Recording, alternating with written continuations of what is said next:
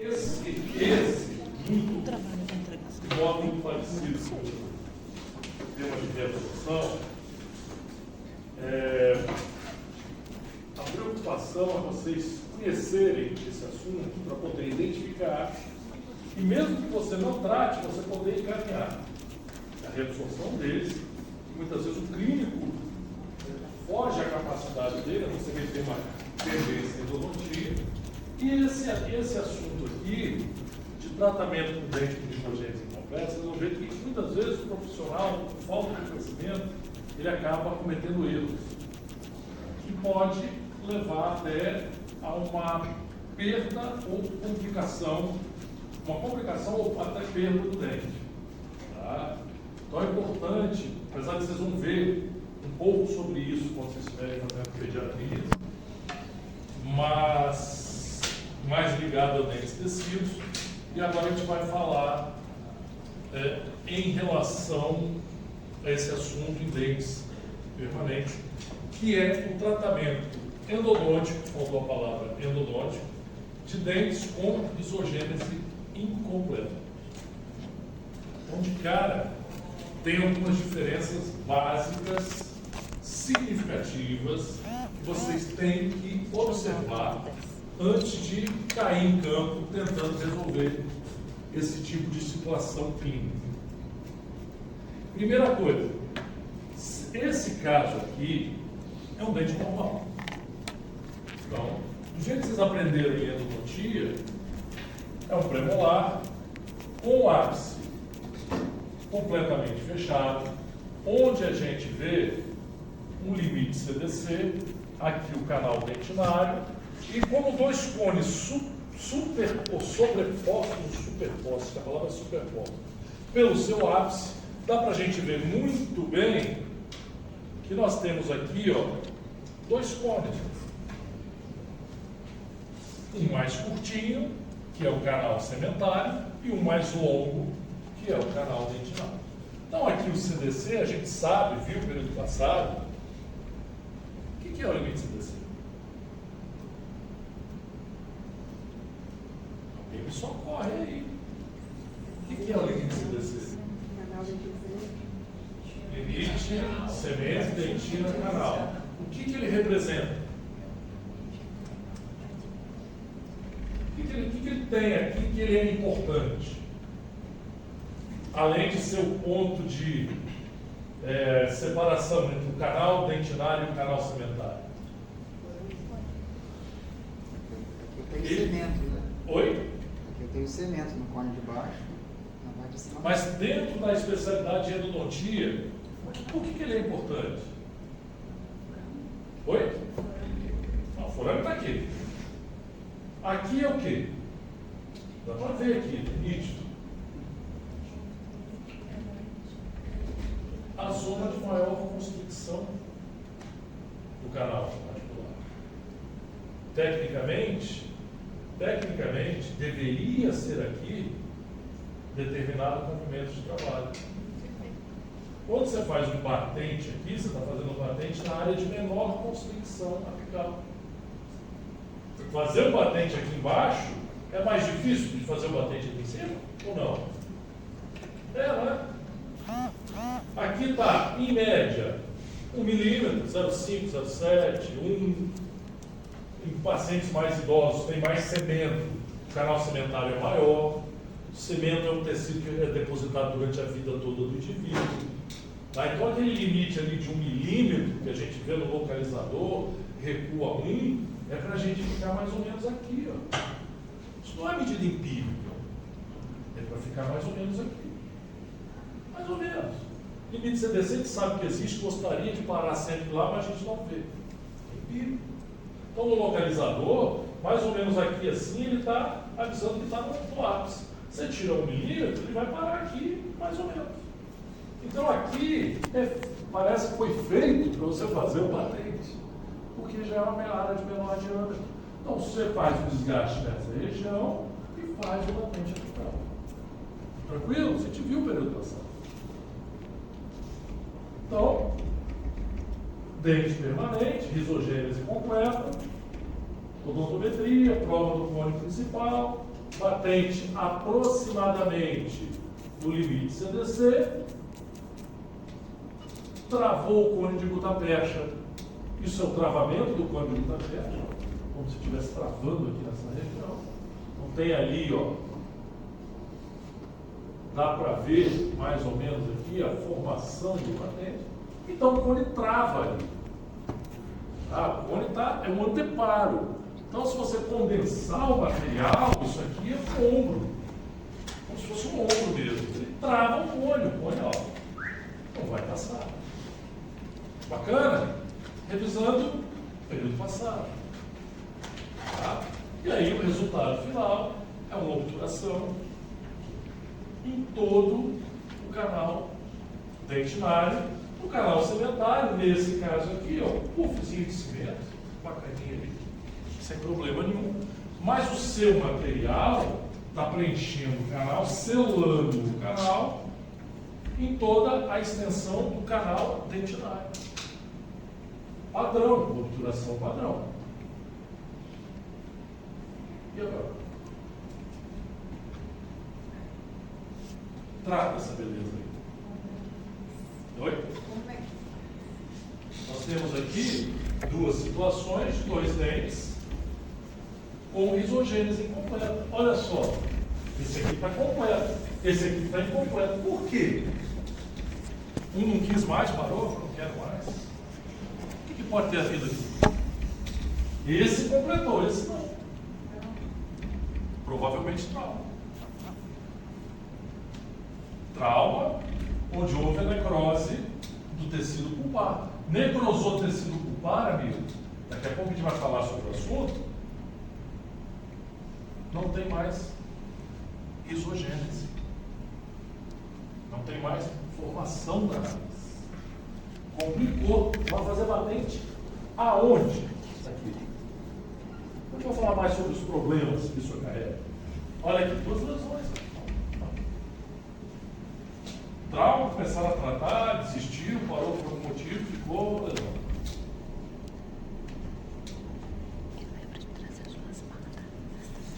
Então, fator etiológico. Trauma ou fratura coronária com envolvimento pulpar, cárie dentária, restaurações inadequadas. Pode ter infiltração. Eu levei um material para fazer São as causas vai estar prevalentes. Esses problemas, Que isso?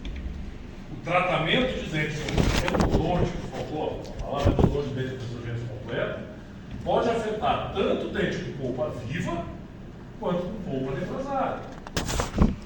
Polpa necrosada, muitas vezes você vê isso aqui, ó. O cara vai ver anos depois que necrosou, aí você tem um dente risogênese completo e outro incompleto. Mas existem situações que você tem que tratar no momento que houve uma fratura coronária, por exemplo. Você tem que tratar. O dente está vivo, ou está vivo, e você tem risogênese incompleta. Você tem que intervir. Então, assim como nos dentes permanentes, existem duas situações. Dente com risogênese incompleta necessita de tratamento endodôntico e tem polpa viva, ou tem polpa necrosada. Beleza? Está aí tranquilo? E olha os problemas. Você tem momentos diferentes que podem trazer situações clínicas diferentes. Dependendo do momento, do momento que há a paralisação ou do momento que você realiza o tratamento, você pode ter um canal totalmente divergente, às vezes com paredes paralelas e às vezes com paredes mais convergentes. Então, o incisivo, que idade começa a formação radicular do incisivo? Eu não lembro aqui agora, estou perguntando mesmo. Mas, oi? Não lembro dele. De cabeça agora não lembro. Vocês também não? Bom, digamos que um determinado dente comece a sua formação radicular na faixa dos 10 anos de idade.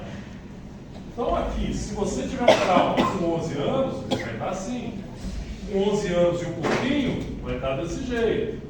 Mais próximo dos 12 anos, vai estar um pouquinho mais fechado, porque vai formando. Você pode ter situações diferentes dependendo do tempo que houve o trauma ou qualquer uma situação, circunstâncias que requer a intervenção. E o que isso traz de problema? Primeiro, a amplitude do canal, muito grande. Quanto mais jovem o dente, maior a amplitude do canal. Espessura e forma das paredes. As paredes ficam delgadas.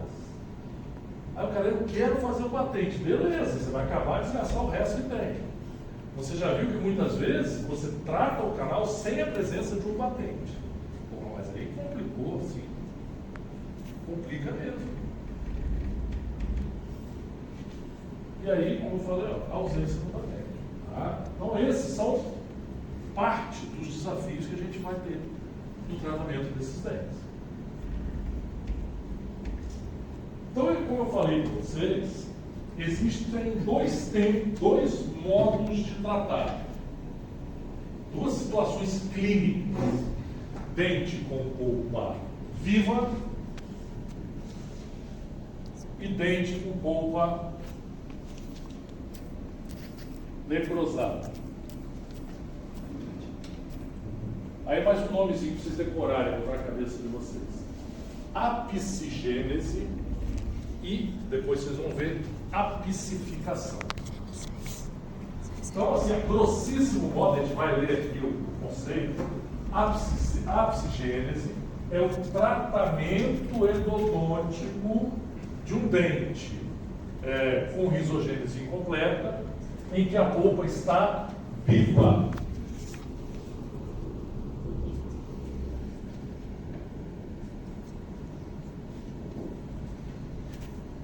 Quando você faz o tratamento de canal de um dente com polpa necrosada, você está fazendo uma apicificação. Mas merece nomes diferentes? Merece. Porque os tratamentos são totalmente diferentes. Não é apenas a questão de uma polpa ou de um canal infectado. Tem diferenças cruciais que a gente tem que levar em consideração. Então vamos lá, vamos definir a psigênese. Quando você faz a psigênese, ou seja, você está tratando um canal, um dente com polpa viva. O que a gente almeja? Complementação radicular fisiológica. Em dente que apresenta o tecido pulpar ainda com vitalidade, pelo menos na porção apical do canal, com existência de uma viável bainha de réptil. E acho que é isso. Vocês lembram o que é uma bainha de réptil? Oi? Vocês falam assim, Ah, esse é o seu? Como é que é? Tá, e qual é a função dela? Formar raiz. Formar raiz. Exatamente. Tá aqui é danado, ó. Se você aumentar esse dente aqui, região apical, você vai ver a bainha. Por que tem o nome de bainha? É em alusão a uma bainha de calça mesmo, ela não é dobrada para dentro? Bom, só falta dobrar de vez. Ela é dobrada para dentro, é como se fosse uma bainha. A bainha de Hertwig, olha o que ela faz. Induz diferenciação dos odontoblastos que formarão a dentina radicular. Então, a bainha, ela vem, à medida que vai formando a raiz, ela vai causando a diferenciação das células mesenquimais indiferenciadas em odontoblastos. À medida que os odontoblastos vão sendo formados, a bainha vai descendo em direção apical, até formar a raiz. Quando a raiz é formada, a bainha é reabsorvida. Tá? Então, ao longo de toda a formação do seu dente, você tem uma bainha viável, viva. Isso aqui não é tecido duro, tá, gente? Isso aqui é tecido mole. Essa bainha é muito tênue. Se você remover a polpa para tratar o canal, você elimina a bainha.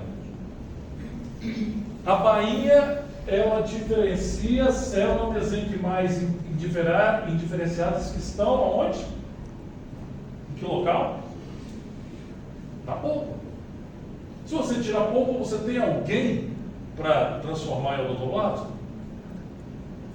E se você ainda me joga um hipoclorito de sódio aqui dentro ainda, ou algum outro material, você ainda dissolve ela que vai ter sido mole. Dançou, negão. Sua raiz nunca mais vai estar completa. Mas faz uma tricotomia, cara? Oi? Faz uma tricotomia? É o tratamento que a gente faz. A gente vai chegar lá, mas é isso aí mesmo. Tá? Então, assim, vocês já entenderam que, digamos que uma cárie inicia e chega aqui na polpa, causa uma pulpite reversível, irreversível, serosa. Eu consigo manter essa polpa viva para ela dar tempo dela diferenciar e formar a raiz? É esse o nosso dilema. É sobre isso que a gente vai falar aqui hoje. Tá? Quando vocês virem, quando chegar um paciente com vocês, uma criança com polpa viva, com necessidade de tratamento endodôntico, por exemplo, com uma pulpite, lembra de mim, segura a mão. Não abra e remova a polpa. Se você remover a polpa, você paralisa a formação da raiz. O ponto mais importante dessa aula é vocês se lembrarem disso na hora que você estiver atendendo uma criança. Se você fizer o tratamento endodôntico convencional dessa forma, você vai ter muito mais chance de insucesso pelos motivos que eu já falei que dificultam o tratamento. Imagine você selar um canal com cimento e glutamate, por exemplo, pode ter outras técnicas, com a risogênese incompleta dessa forma. A chance de erro e insucesso aumenta muito. Tá?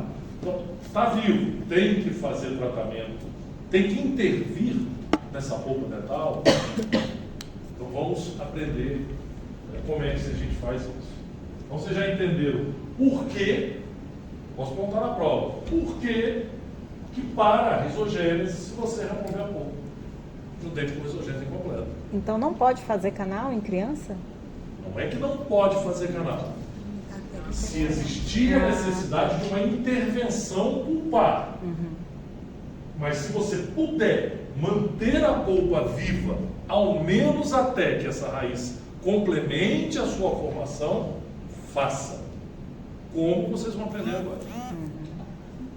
Se não tiver jeito, não tem jeito. Não, eu tô perguntando porque meu filho, ele tava com a cárie profunda, eu levei na dentista, ela falou que ia fazer o tratamento, mas poderia dar canal. E Sim. ele com 6 anos. Mas ela não fez. Não fez. Ela arriscou. Aham. Provavelmente a ideia dela estava associada ao que a gente está falando aqui agora. Ainda bem que ela não fez. Tem que acompanhar para ver se não houve necrose e tudo. Mas naquele momento ali, provavelmente ela estava raciocinando sobre isso que a gente vai falar aqui agora. Beleza? Dúvidas, perguntas? Tranquilo? Segue. Então vamos lá. A psicigênese proporciona comprimento e forma radicular. Ó, aqui foi feito uma psicigênese. Ó, como é que era? Como é que ficou? A raiz formou. Então ela proporcionou complementar a formação da raiz. Formação apical, a foto não está muito legal, mas dá para ver aqui mais ou menos, a gente tem imagens melhores. E espessura das paredes. Está errado esse termo, né? Espessura da parede do canal radicular. Espessura das paredes dentinares. Canal não tem parede, canal é espaço vazio. Apesar de eu ter tirado um livro, de um livro, está errado. Espessura das paredes, o canal é vazio, não tem parede. Né? O canal é vazio. As paredes dentinárias que circundam o canal radicular. Então fica essa dica aí. Vamos lá. É baseado nisso que a gente tem os tratamentos conservadores. Vocês aprenderam alguma coisa disso em dentística, não aprenderam? O que vocês aprenderam do tratamento conservador? Oi? Capeamento pulpar direto. O próprio capeamento pulpar indireto é um tratamento conservador da fuga dental. E o capeamento pulpar direto, pequenas exposições, aí tem todos os itens. Isso aqui não foge muito a essas indicações do capeamento pulpar direto. Mas normalmente são exposições maiores, em que você não consegue fazer um capeamento pulpar direto. Tá? Por exemplo, o capeamento pulpar direto a gente associa com estar fazendo um preparo cavitário e dar uma pequena exposição. Aí o aluno desespera, chama o professor, calma. Aí vocês aprenderam como? Irrigação com água de cal, talvez, não é? Hemostasia, secagem com bolinha de papel estéreo, foi isso? Vai dar merda. Hidróxido de cálcio, PA, em quê? Misturado com quê? Soro fisiológico? Era água de cal. Era água de cal, cimento de hidróxido de cálcio, depois ionômero, depois... Quando é muito pequeno, dá para você fazer isso. Só que o cimento, quando ele toma presa, muitas vezes ele tem uma diminuição das suas propriedades. Então pode botar também um pouquinho de pó. Às vezes você coloca o pó sem nada. Porque a própria hidratação da polpa, ela já fornece a umidade. Aí por cima o hidróxido de cálcio, cimento, depois o ionômero de vidro e a restauração em cima. Aí lava, seca e coloca um pouco. Assim, ó. Lava a própria água de cal, seca com bolinha de papel, isso. Pó, cimento de hidróxido de cálcio e ionômero de vidro. Aí depois rebaixa o ionômero de vidro. Vocês vão ver que muito do que vocês aprenderam tem aqui. Tá? Tem aqui. Não é muito diferente. Então vamos lá. Tratamento conservador. Sempre que for diagnosticada a vitalidade pulpar, um tratamento endodôntico conservador é o indicado, evitando-se intervenções no canal radicular. Então, se você tem vitalidade pulpar em dente com lisogênese incompleta, evite intervenções no canal. Tá? Se a polpa radicular com vitalidade for mantida, a raiz a ser formada será mais organizada e mais bem estruturada. É o resumo do que a gente falou. Em razão dos odontoblastos serem preservados e houver a complementação da raiz por meio ali da bainha epitelial de Hertwig, né? Induzindo a formação do ápice dental. Tranquilo até aqui? Beleza pura? Acredito que vocês até já sabiam disso, talvez. Não? Que bom, vamos saber da gente. Então aqui, ó, proteção pulpar e capeamento pulpar, tanto indireto quanto direto. O que a gente, isso aqui é dentística, tá? Isso é dentística. Por isso que a gente vai falar sobre a pulpotomia, que, como eu falei, é muito feito aonde? Odontopediatria. Eu falo que tem, eu falo não, tem um hiato, tem um abismo entre a pediatria e a endodontia, mas uma garganta profunda. Pensa comigo, endodontista gosta de tratar criança? Pediatra gosta de tratar canal de dente permanente? Então quem é que trata dente permanente de criança? Olha o buraco. É fundo esse buraco, ninguém pode. Criança chiclete, você trata canal de criança? Deixa eu devolver a pergunta. A criança deixa eu tratar? Ah não, ela esperneia, toca o rebu. Nem traz. Depende. Aquela dilaceração do inferno, assim. Quem trata?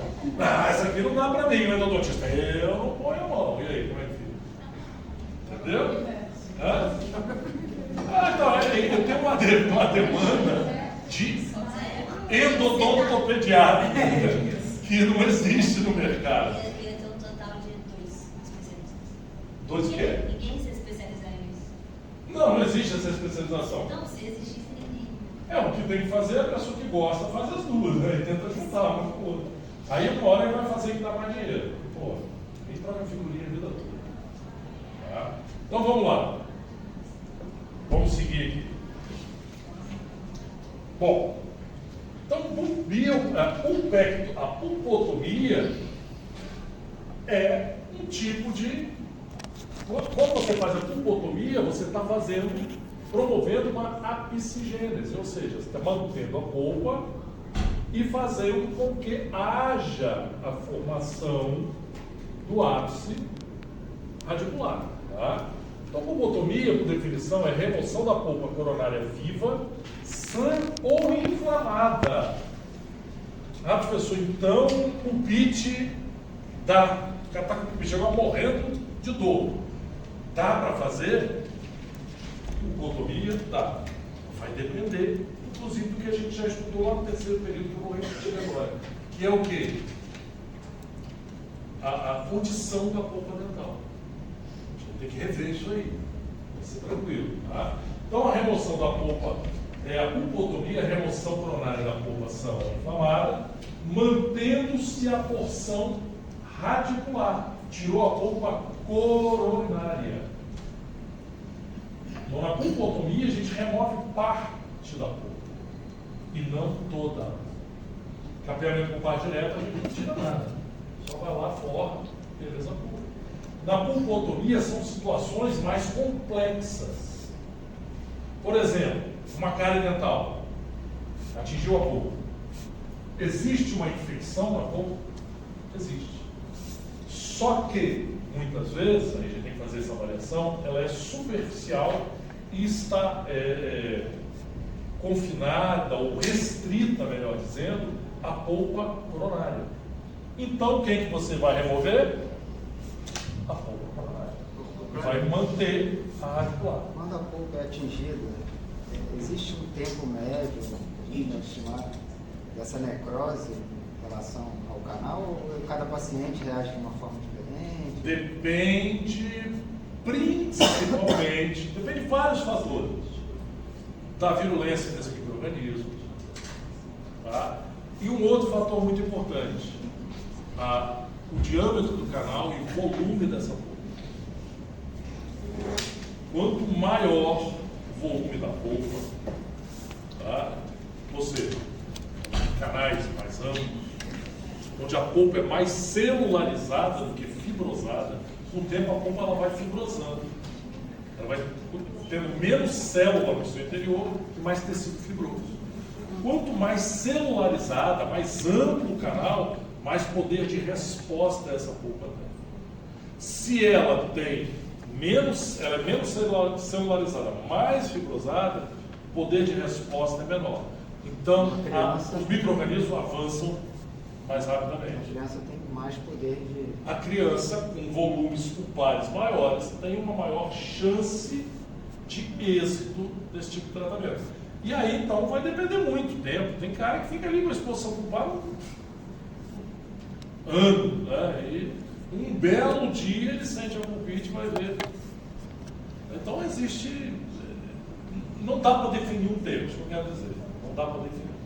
Mas uma cárie, às vezes, para levar a pulpite, não leva anos. Mas chegar a pouco e começar a ter necrose, ou nem sempre é um sinal que acompanha. Mas pode levar meses ali, 6 meses ou mais, até para ela tomar a polpa toda. Vai depender do seu potencial de reação da polpa. Mas quando você faz essa remoção, pode ficar toxinas ali, respirando a bactéria, e ele vai sentir dor?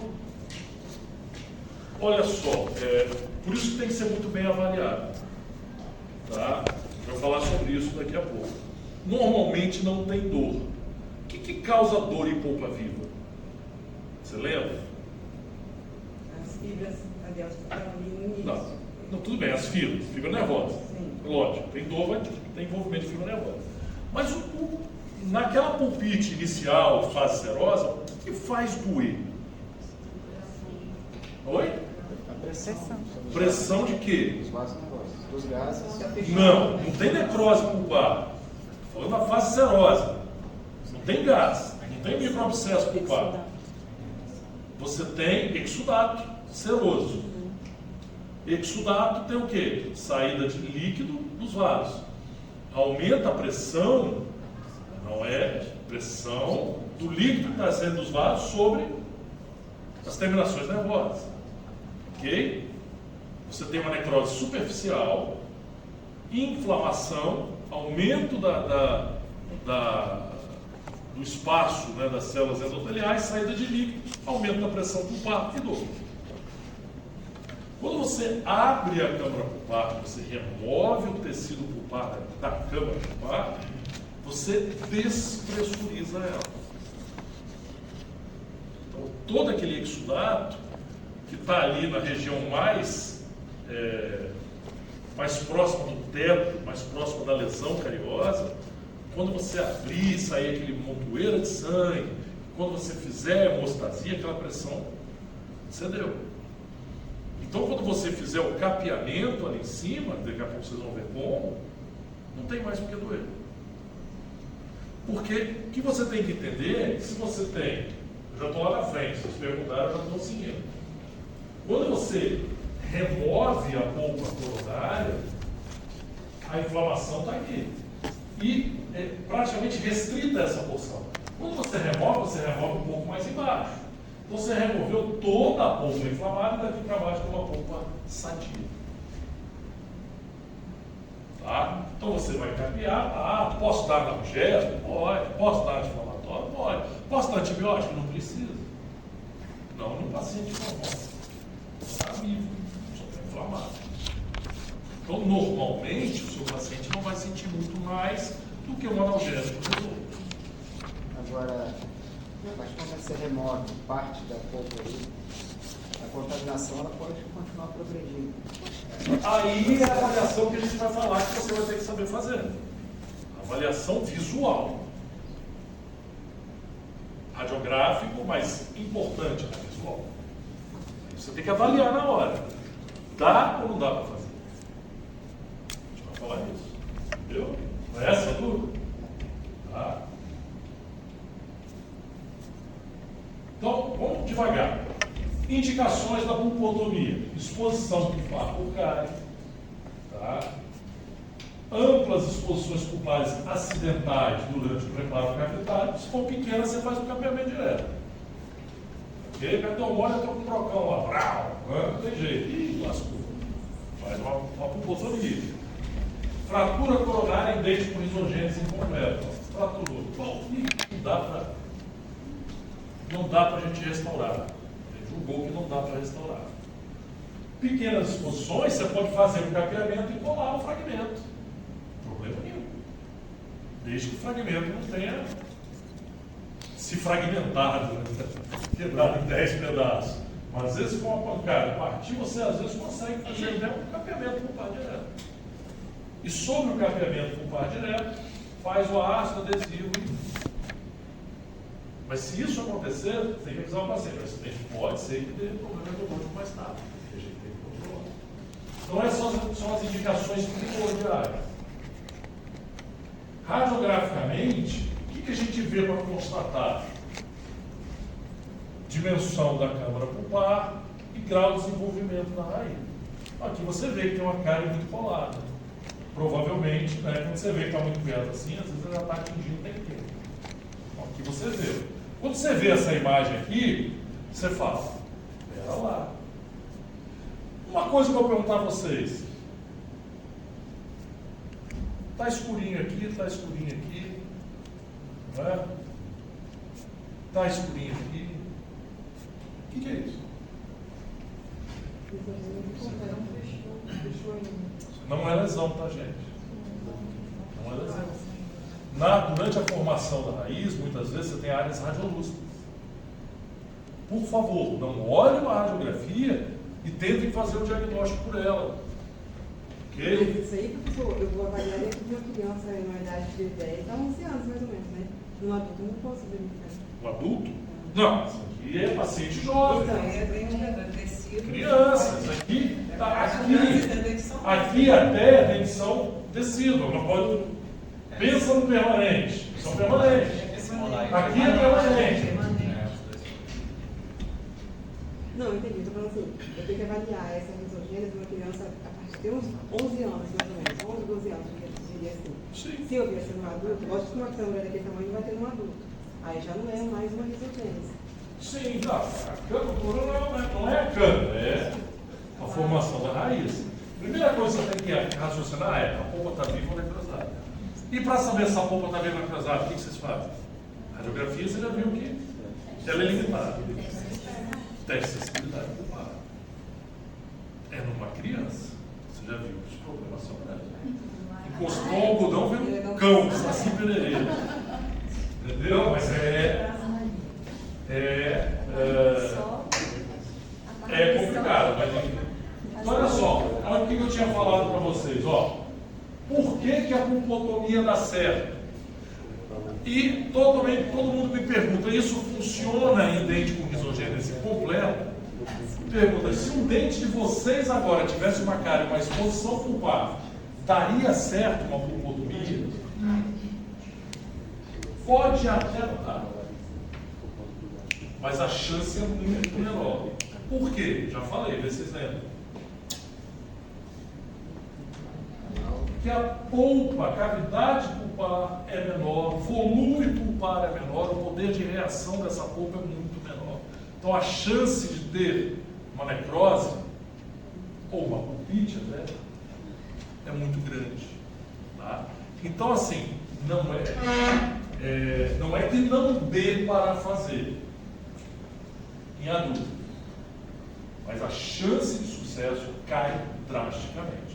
Ou significa que quanto menor o grau de formação da raiz, teoricamente, né?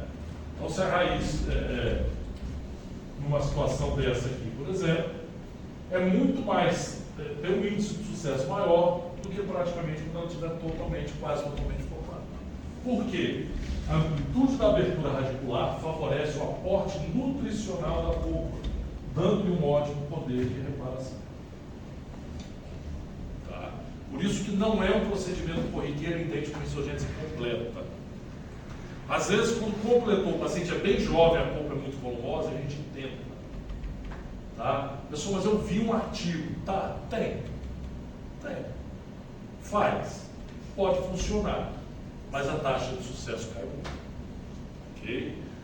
E outra coisa, às vezes você faz uma pulpotomia num dente de um adulto, calcifica, fica só o terço apical aberto, muitas vezes contamina, ocorre uma lesão. E como é que você passa para a calcificação? Não é que não passe, mas vai te dar mais trabalho. Mas se o dente já está com risogênese, por que você não faz mais o canal logo? Faz o canal logo aí. Para ficar esperando dar problema? Faz o canal. Tem professores que fizeram aulas, olha como é que eu faço pulpotomia em dente permanente. Lindo, na hora que acaba. Vai 10 anos depois. Alguns vão ter sucesso, outros vão ter problema. Eu, no meu consultório, é dente permanente risogênese completa. A minha indicação, a minha conduta clínica é trate o canal.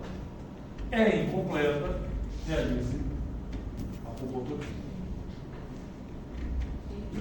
Foi? Muito se fala hoje em dia sobre remoção seletiva da cárie.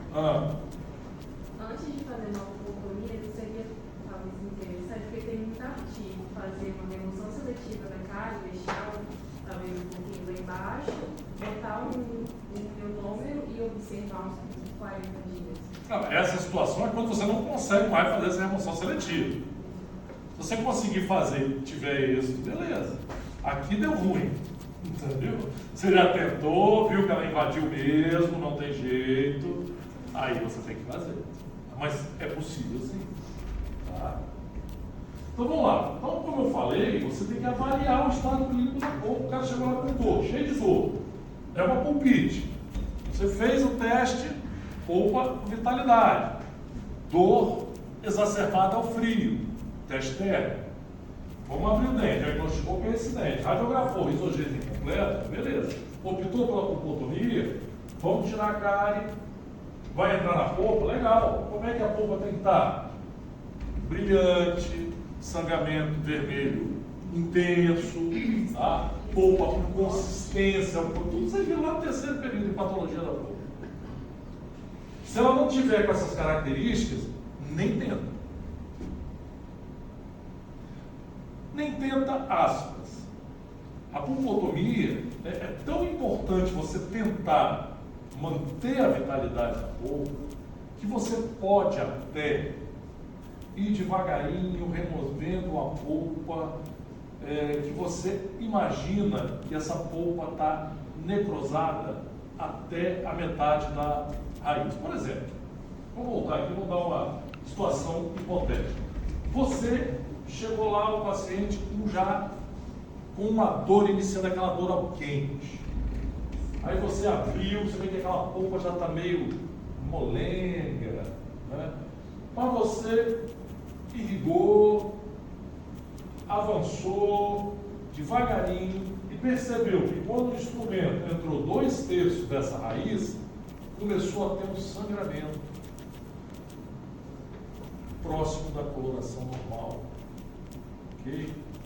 O que às vezes você faz? Você faz a pulpotomia avançando dentro da raiz, tentando manter, nem que seja lá no diâmetro dos milímetros apicais, a baía de Ertwin enviada.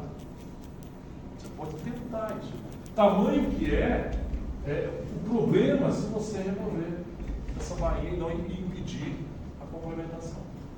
Eles chamavam antigamente isso de pulpotomia alta, né? Alta dos dentes superiores. Você baixa.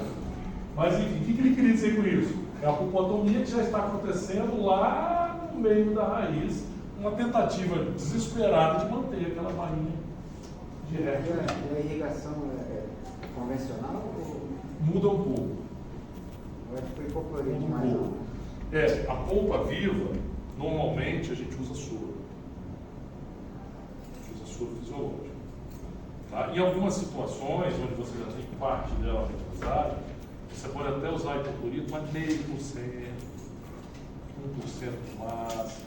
Já nas situações que você usa esse hipoclorito dentro do canal. Mas nas pulpotomias, soro fisiológico.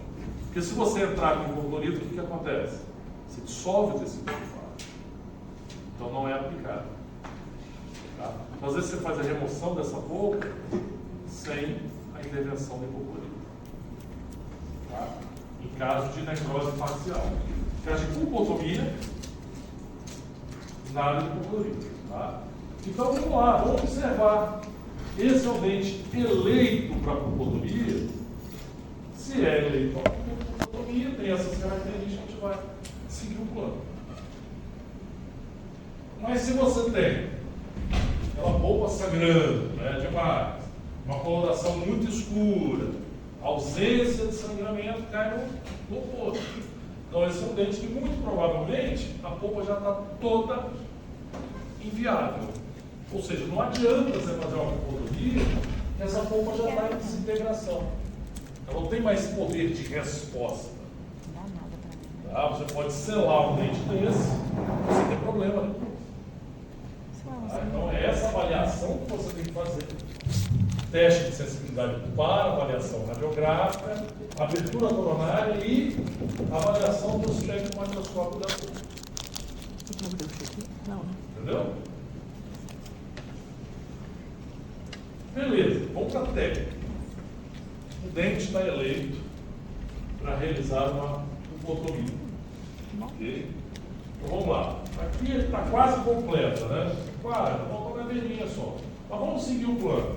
Pulpotomia, técnica mediata. O que é técnica mediata? Deixa eu perguntar na prova. Técnica mediata, o que é? Tem duas, mediata e imediata. Quem é quem? Nunca ouviu esse termo? Oi? Técnica imediata você faz tudo de uma vez só. Técnica imediata você faz em 2 tempos. Seria em 2 sessões. A literatura eles falam assim, técnica imediata. Então existem essas duas técnicas.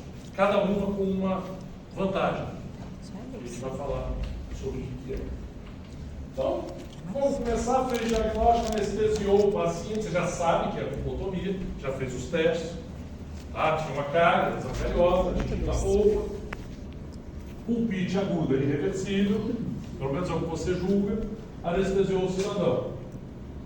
Isolamento absoluto, ele tem que ter controle controle séptico do tratamento, remoção cuidadosa do teto da câmara pulpar. Então, broquinhas esféricas, novinhas, tá? Cortando bastante. Tem que entender que a criança, quanto menos tempo de cadeira também melhor, se ágil, tá? Preciso. Então, remove cuidadosamente o teto, não é para com a broca dentro da câmara pulpar. A câmara pulpar é grande, volumosa. Ele vai gostar. Tá? Então não é para cair vazio, sai rasgando tudo. Calma, a gente precisa da polpa radicular íntegra. Ok? Vamos traumatizar nesse momento o menos possível. Então, remover o teto. Remover o teto, o que você vai deparar? Uma polpa que vai estar sangrando, praticamente. Então, a primeira coisa que você vai fazer é irrigar bastante com soro. Removeu todo o teto. Vai irrigar bastante com soro fisiológico. Ela vai sangrar bastante. Afinal de contas, ela está inflamada. Está inflamada. Sangra muito nesse momento. E aqui, nesse momento, você tirou o teto, irrigou bastante e você faz a avaliação da condição da polpa. A polpa me permite fazer uma pulpotomia, ela está desintegrada? Ou eu posso fazer a pulpotomia? Se sua resposta é sim, a polpa tem consistência, tem corpo, tem a coloração ideal, então vamos seguir o plano. Essa polpa é viável? Vamos esvaziar a câmara pulpar. E aí a cureta, gente, tem um professor que falava, a cureta para fazer uma pulpotomia tem que estar guardada dentro do cofre. Aquela que você nunca usou afiada. Se você pegar a cureta cega, em vez de você cortar a polpa, você arranca a polpa. E aí vem a polpa radicular agarrada junto. A sua colher de dentina tem que ser, então escolha a mais novinha que você tiver. Tá? Então você vai fazer uma curetagem do centro para as extremidades, para as laterais, para as paredes de dentina. Por quê? A parede de dentina vai servir como um anteparo para as bordas da colher de dentina cortar essa polpa. Não sei se vocês entenderam. Vocês escoram ela na parede e cortam. Olha como é que ela tem corpo. Vocês agora já viram a polpa, né? Quem é que nunca viu a polpa aqui? Pode ter gente que nunca viu, né? Eu nunca vi. Não viu ainda. Daqui a pouco vamos ver, tem tempo aí. Tá? Então, olha só, ela tem corpo, está sangrando, agora ela tem corpo.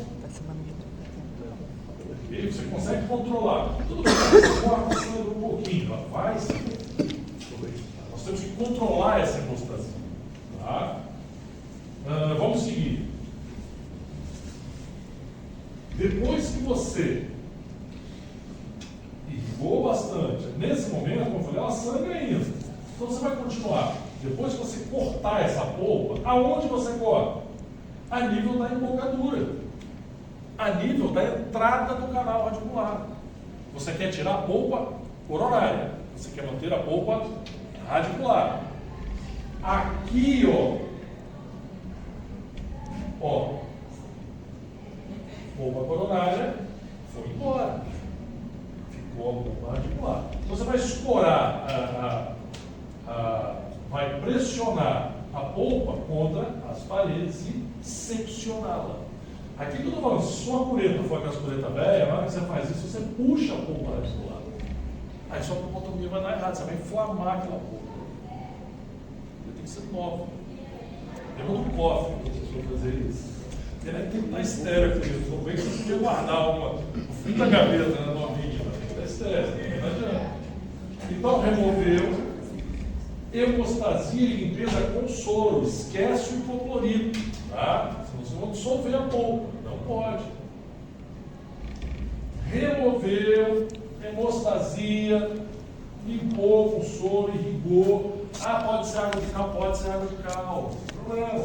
Secou com bolinha de papel absorvente. O que vocês usam? O que vocês usariam como bolinha de papel? Oi? Hã? Filtro de café. Cone A não. única coisa estéril que tem ali é quando. Filtro de café, bolinhas de. Corta o filtro de café, faz bolinha, esteriliza. Ah, por que não pode o algodão? Bom, estudos mostraram que quando você seca com algodão, microfibras de algodão ficam sobre o remanescente pulvar. Porra, mas é assim, é. Aí o que acontece? Quando você coloca o hidróxido de cálcio sobre a polpa e entre o hidróxido de cálcio e a polpa, que é a fibra de algodão, lembra que o hidróxido de cálcio só funciona com contato. Se você não tem o contato, porque tem um anteparo da fibra de algodão, você pode não ter a formação de uma barreira de tecido duro, que a gente vai falar daqui a pouco. Ou não é que não tem, ela vai estar falha, tá? Podendo ter infiltração e tal. Então, por isso a gente não usa bolinha de algodão, a gente usa bolinha de papel. Então, quem é pediatra, quem trabalha aqui, sabe que tem que ter uma bolinha de papel esterilizada no consultório. Então, filtro de café é recomendado. Pode ser usado o filtro de café. Tá?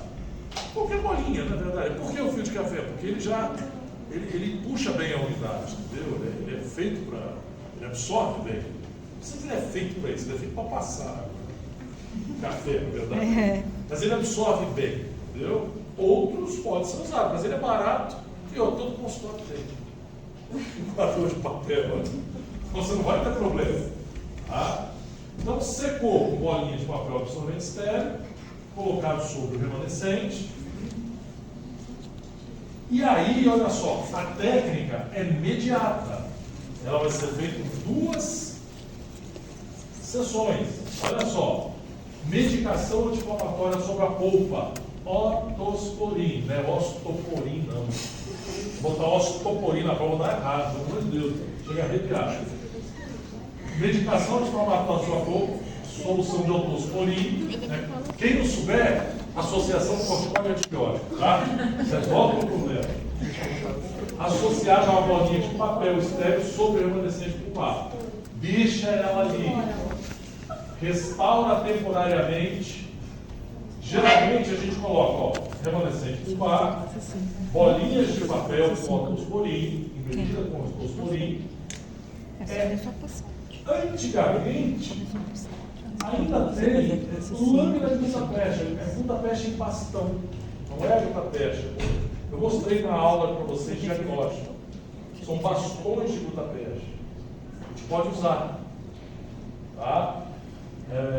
Esquenta ela no fogo, corta, ela amolece, plastifica, né, mais bonito, ao fogo, igual a gutapercha comum. E você vai acomodar ela aqui. E sobre ela você vai fazer a restauração com o bionômero. Pessoal, por que você não põe o bionômero ou outro material qualquer em cima da bolinha de papel?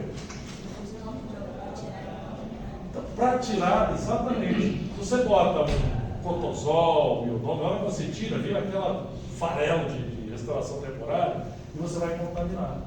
A lâmina de gutapercha, você tira, limpa tudo sobre a lâmina de gutapercha. Quando você tira a lâmina de gutapercha, é como se você tivesse uma tampa assim, na caixa de sapato. Assim. Sai direitinho e embaixo está limpinho. Tá? Então, isso aqui, isso vence no consultório. Você compra uma caixa de um tubinho assim, 50 bastões de gutapercha, cara, aquilo vence no consultório. Antigamente eles vendiam até 10, porque vencia tanto que vendia menos. Então é bom ter uma lâminazinha, um bastão para você fazer essas.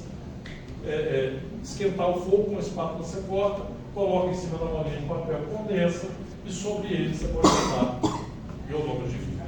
Então a bolinha de papel você seca, depois você for colocar a medicação também, você. Como é que é? Desculpa. A bolinha de papel você seca. Não, você deixa ela úmida com otosporin. O que você pode fazer é tirar o excesso da umidade sobre ela. Senão fica um sobrenadante, né? Aí fica, não dá para você selar direito. Você tira o excesso de umidade dela. Você pode até colocar as bolinhas e cuidado até com o aspirador, sutilmente aspirar, ou aí até com uma bolinha de algodão, por cima da bolinha de papel, você pode secar. Aí a lâminazinha de Budapeste e o selamento temporário. Tá? Professor, você caiu com uma bolinha dessa no canal? Não vai cair porque a polpa está lá. Ah, tá. Não é? Então, Cléber, aquela fita branquinha também a gente pode usar? Tipo fita pela rosa, que o pessoal usa muito. Boa pergunta. Eu nunca tentei nem vi nada sobre isso. Vamos raciocinar aqui. Colocar como bastão de Budapeste. Olha, eu te digo que até dá. Tá? Até dá. Só tomar cuidado na hora de ter que condensar ela. Mas não seria muito fino o teflon na hora? Aí você tem que botar mas você tem que botar uma camada grossa. Talvez seja um pouco mais complexo, tá? Mas eu também não vejo impedimento, não imagino impedimento para isso. Talvez seja uma boa opção.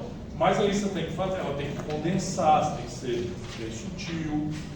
Talvez o bastão de Budapeste seja mais fácil de você fazer isso. Mas, com habilidade, eu acho que funciona assim. Porque ela cria a mesma lâmina.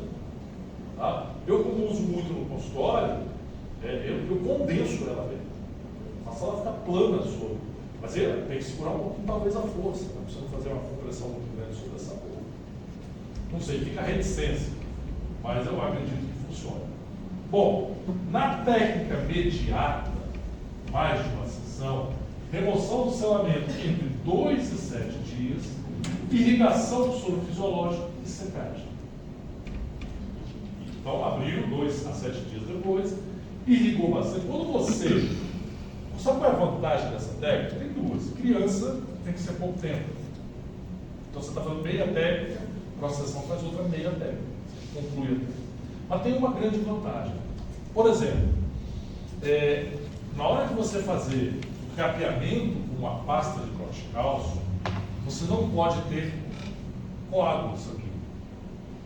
Tem que haver um contato direto do hidróxido sobre a polpa, sem interferência de coágulo. Ou seja, você tem que ter uma boa hemostasia e nem sempre você consegue. Quando você põe a bolinha de papel fotosporin, sela, 2 dias depois já é o suficiente para você abrir, irriga bastante, tira aquele coágulo sanguíneo que ficou, e aí você vai ter aquela polpa bonitona lá, vermelhinha, sem sangramento, né? Bonita, rosa, vamos dizer assim, e aí você pode fazer o seu selamento de melhor qualidade. Então isso é um ponto positivo. Inclusive, por esse motivo, você tem uma chance de sucesso estatisticamente comprovada da técnica imediata sobre a imediata. E remoção de coágulo sobre a polpa.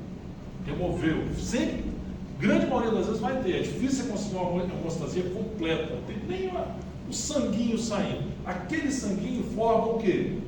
Uma superfície isolante entre o hidróxido de cálcio e a polpa. Isso complica o prognóstico. Se você conseguir, pode fazer imediato. O paciente operar, pode fazer imediato. Tá? Então isso torna a técnica imediata como uma técnica de maior taxa de sucesso comparado com a imediata. Tá? E aí, então abriu, removeu o selamento, irrigou bastante, observou a polpa, tá? Secou com as mesmas bolinhas de papel. A mesma não, você troca por uma nova, né? As pessoas usam já fora. O aluno vai falar que usa mesmo, não. Troca. Tá? E aí a colocação do material de recobrimento. Esse aqui você já sabe. Hidróxido de cálcio e soro fisiológico. Depois sobre ele, cimento hidróxido de cálcio e ionômetro de vidro. Muitas vezes, como eu falei para você, é difícil a colocação do hidróxido de cálcio misturado. Quem usou, se um dia que fizer hidróxido de cálcio com soros ali, não é fácil você dominar essa mistura. Não é fácil. A consistência dela é ruim de trabalho. Então, muitas vezes, eu aplico o pó de hidróxido de cálcio sobre o remanescente pulpar e molho esse hidróxido de cálcio. Molho assim, suavemente. Tá? Ou uma bolinha de papel, ou até uma bolinha de algodão, se você já Esse aqui é a tal da folha inteligente. Molha. Cadê? E com o próprio bolinha, você já dá uma leve ajeitada, deixa ela plana sobre o assoalho da câmara pulpar. E você está cobrindo, olha só, o hidróxido você está cobrindo o assoalho. Olha aqui.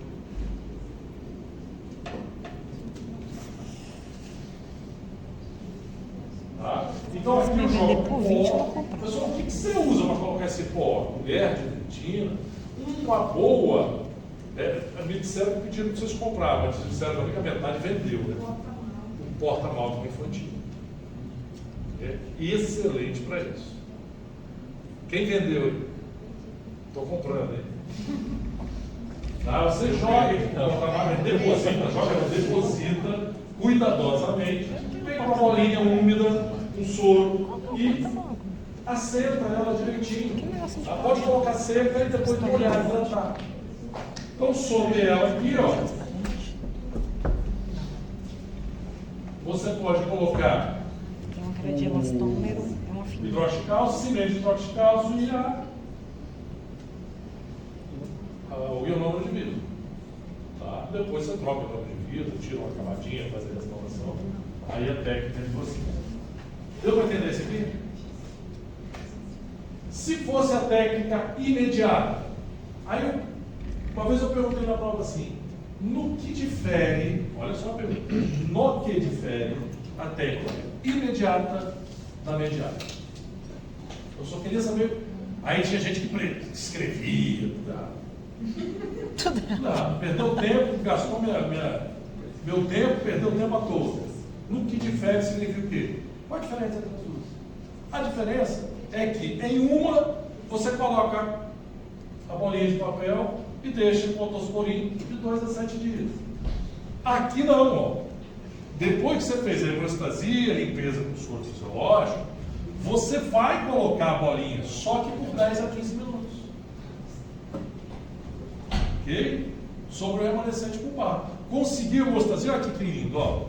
Sem presença de coágulo, polpa, né, brilhante, rosinha, beleza, está no jeito para fazer aí uma sessão só. O paciente vai viajar, o paciente deixou, cooperou, quero resolver isso hoje, vou fazer logo. Top de linha. Então, corticóide antibiótico por 10 a 15 minutos sobre o remanescente pulpar, bolinha de papel aqui.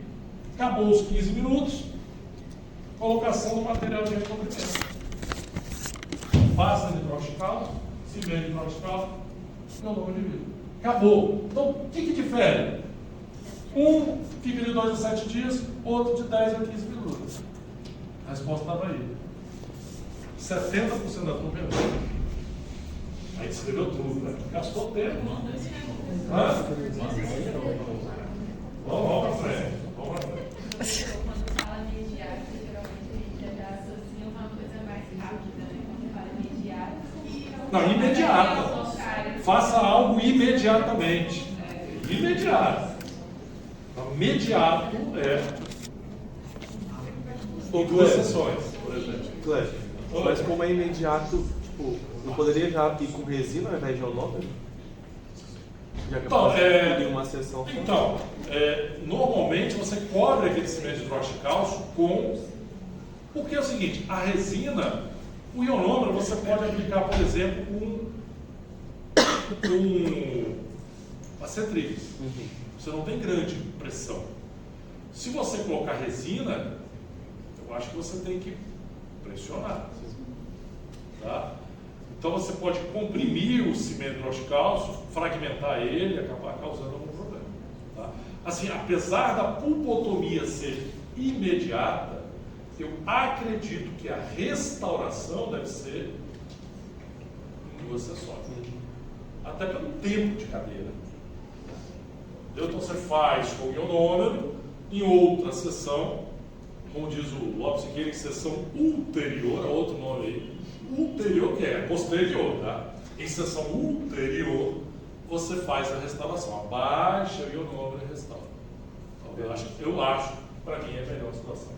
Mas se o cara vai para os Estados Unidos outro dia, 7 horas da manhã, já são 8 horas da noite, está tendo o cara de urgência, aí você pode dar seus pulos. Tá? Mas o ideal é. Então está aqui a polpa e uma questão de material recobridor. Nesse caso, é a pasta de hidroxicado. Então você pode usar o soro, também pode usar o propileno, tá, gente?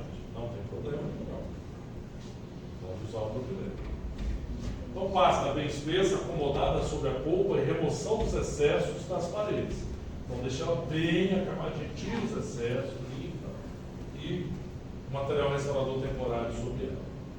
Então aqui o hidroxicálcio, o cimento de hidroxicálcio sobre ele, biológico. Bom, um outro material que pode substituir o hidroxicálcio é o MTA. Se sobrar tempo, eu queria falar um pouco sobre o MTA. Tem gente que eu falo aqui, só que eu falo que nem deve quem quiser. Tá? Mas assim, vou falar rapidamente, se der tempo eu vou falar um pouquinho sobre ele ainda hoje. O MTA, agregado de trióxido mineral, é uma mistura de óxidos. Ele foi idealizado na faculdade de Loma Linda pelo professor Tora Guidejar, na década de 90, se não me falha a memória, tem na aula. E ele é feito, a base dele é do cimento de parede, cimento de porta. Você constrói casa, né? Faz reboco de parede, enfim. O cimento é o mesmo. A diferença dele é que ele não tem algumas impurezas. Tá? Mas é uma mistura de óxidos. Isso aqui é feito por calcinação em altas temperaturas, então ele é totalmente estéril. pH 12,5 aproximadamente, que é basicamente o pH do hidroxicálcio. Então o MTA é como se fosse um hidroxicálcio que toma presa. Então, olha só que bacana. Quando tem um negócio que toma presa. Né? O hidroxicálcio, o problema é que ele reabsorvia com o tempo, por exemplo. O MTA não, ele tem a mesma propriedade do hidroxicálcio, só que ele toma presa. Tá? No início, o MTA ele era cinza. Depois fizeram o MTA branco. Por quê? Porque ele mancha a parede. E mesmo o MTA branco manchava a parede. Hoje tem outros tipos de cimento de MTA. Não vou falar disso agora. Que já não mancham mais. Mas ele tem a mesma propriedade de tomar a presa. Tá? São os cimentos biocerâmicos. Então assim, aqui vocês estão vendo um capeamento da polpa com o MTA cinza. Fatalmente esse deve estar pretinho ali, né? Pelo menos uma faixa dele ali deve estar. Você pode fazer. Tá? Aqui está mostrando uma situação, pós-operatório imediato com MTA, restaurou. Veja que a risogênese está incompleta ainda. 11 meses depois, dá para ver que já houve, comparado aqui, ó, tá bem, 11 meses depois foi colocado como recobrimento, substituindo o hidroxicálcio por MTA. E aí sim você consegue restaurar a mesma seção. Entendeu? Então uma das soluções é trocar pelo MTA. Propriedades do MTA: estimula a neoformação dentilária igual ao hidroxicálcio. Apresenta atividade antimicrobiana satisfatória igual ao hidroxicálcio. Biocompatível e não tem potencial carcinogênico igual ao hidroxicálcio. Promove selamento adequado, prevenindo a microinfiltração melhor que o hidroxicálcio. Não se dilui quando em presença de líquidos teciduais, melhor que o hidroxicálcio. Mas o MTA não serve, por exemplo, para você colocar ele como curativo dentro do canal. Por quê? Ele toma presa. Tá? Cada um com a sua utilidade. No sobreposto, superposto à polpa, ele pode tomar presa. Dentro do canal, se você colocar, você vai você vai arrumar um problema. Professor, eu ouvi dizer que você pode colocar dentro do canal. Sim. Não como medicação. Vamos ver depois que tem como usá-lo até como obturador do canal radicular. E eu uso muito, eu faço muito no consultório. Depois a gente fala sobre isso. Mas se precisar tratar futuramente é um cálculo. É uma complicação. É meter picareta, igual você quebra uma parede. Entendeu? Complicado. Então, olha só. Pupotomia. Cortou, né? Remanescente. Veja que aqui tem coágulo e tal, irriga bem. Deixa eu ver aqui. MTA. Aqui já é o material sobre o MTA e a restauração final. É a cinza da época. Hoje não usa mais isso. Na época era o cinza. Feito de forma imediata. Não dá para fazer imediato. Você vai tirar o MTA? Não é. Só se faz em técnica imediata. Então, tem que colocar na prova também. Faz-se uso do MTA como recobridor em técnica imediata. É errado. Imediato. Você vai tirar o hidroxinal. Aqui já é o material do ionômero de vidro, por exemplo, é muito branquinho, mas é. E aqui é a restauração meia boca, sem escultura, vai lá. Depois que você faz a pupotomia, independente da técnica que você usa, se imediato, com hidroxicálcio, com MTA, você tem que fazer o controle pós-operatório. 7 dias depois, ideal, paciente lá, como é que você está? Está sentindo alguma coisa? Prescreve um analgésico, ele volta uma semana depois. Durante um ano, com avaliação clínico-radiográfica em 90 dias, a cada 90 dias. Então são 4 vezes por ano, de 3 em 3 meses. Passou um ano, até 3 anos, com avaliação a cada 180 dias. Então, em média, até 3 anos. O que você quer ver com isso? Vitalidade pulpar. O que eu posso fazer para ver se tem vitalidade?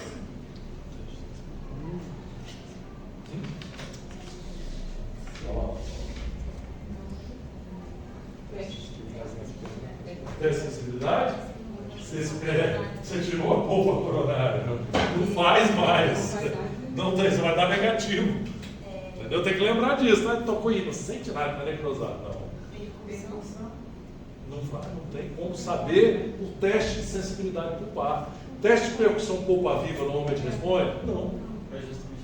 Só se tiver necrosado, tudo bem, aí é um teste que você pode fazer.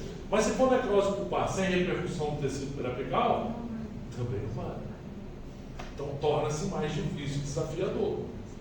Tá? O que a gente pode fazer? Bom, uma coisa que você pode fazer que constata que pelo menos por um tempo essa pulpa estava viva. Quando você, deixa eu ver se eu tenho uma foto melhor aqui. Ó, essa aqui. E aqui está o hidroxicálcio. Aqui está a polpa. O que é isso aqui? Rosa. Vai escrever de baixo? Vai escrever. Isso é dentina neoformada. Isso é a chamada ponte de dentina. Não é uma ponte aqui? Abismo aqui embaixo, tem uma ponte aqui. Vou fazer uma alusão. Então aqui, outrora, era tudo polpa. Aqui o hidroxicálcio induziu a mineralização, a formação de uma barreira dentinária que isolou a polpa daqui do hidroxicálcio. Forma-se. Com 60, 90 dias, se você abrir e olhar, você vai ver uma formação de polpa. Mas você não precisa abrir para olhar.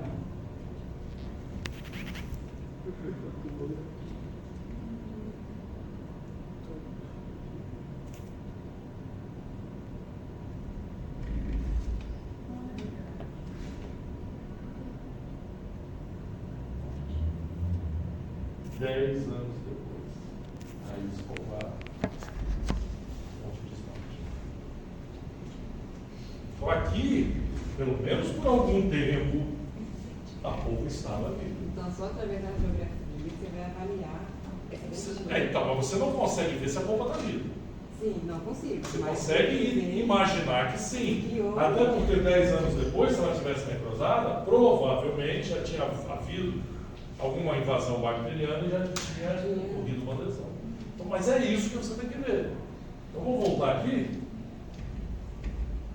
Presença de barreira no tecido duro. É algo que você quer constatar. Ausência de reabsorção. Que se tem reabsorção externa, você logo associa a presença de necrose na boca. Tá? Normalidade dos tecidos periradiculares. Você perdeu aquela sensibilidade pulpar. Agora te resta, radiograficamente, observar. Aqui, ó, você julga que ela está viva pelos outros indícios que você pode colher.